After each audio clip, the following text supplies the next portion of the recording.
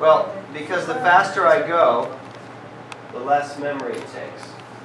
Make sense? So you're going to teach us again after. Yeah. So then we'll take questions and we'll go over it again. Oh, okay. Oh, never mind. I got you. I got you. Alright, I got I need you. a little bit. All right. Well, you got it. We can't talk because then it's going to be in the video. That's right. Can't talk.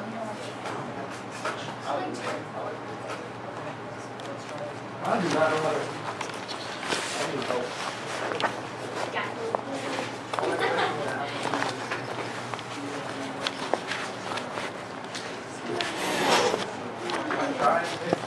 Okay, and this is kind of messy. So if you move over here. Am I better over here? No. Hey, John. If you're over here, this is good. Is it good? Okay. Thank you. So we're ready, and you're the studio audience, all right? Good. So we're ready in 5, 4, 3, 2, 1. Okay, so hey, it's Mr. Hess, and today we're going to learn about the ambiguous case. Ambiguous means it's not clear, right? So we don't know. If we have a triangle, we have two angles, we can figure out the third one by subtracting from 180. That's not ambiguous. The problem is, what if we have two sides in an angle? So I'm going to go over this case and show you how to figure out whether or not you have 0 triangles possible, 1 possible, or 2. That's the main lesson for today. All right, so I drew this, I have two sides, and I have an angle. What we're going to do is we're going to calculate h. H is the height of the triangle, okay? The way this works is the longer side that you're given has to be the hypotenuse of this triangle that you construct. This is a right triangle, okay? H being one side. The way you solve h is you set up sine of the angle, in this case it's 30, is equal to the opposite side, h, over the hypotenuse. When I cross multiply, it's the hypotenuse times sine of the angle. That will give me h, okay? Which in this case, sine of 30 is 0.5 times 10 is 5, okay?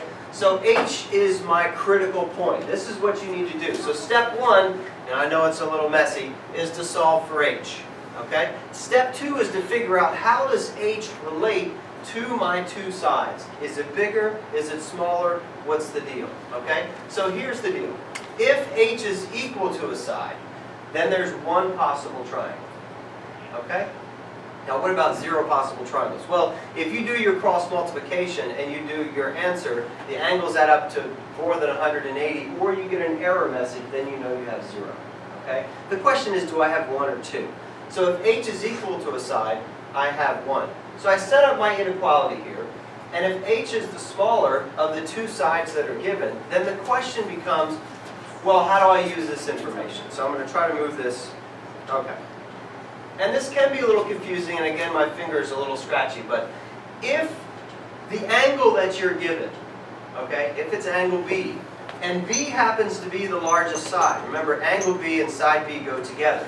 If B happens to be the largest side, and it's larger than the other side, then there's only one possible triangle, okay? So let's say that again. The angle you're given, let's say that's B. The side that goes B, side of B goes with angle B. If that's the largest of the two sides that you're given, then there's only one possible triangle, okay?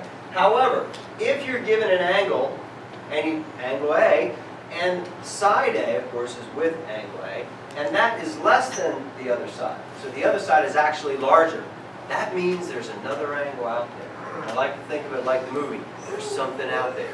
And if that's the case, then there are two possible triangles.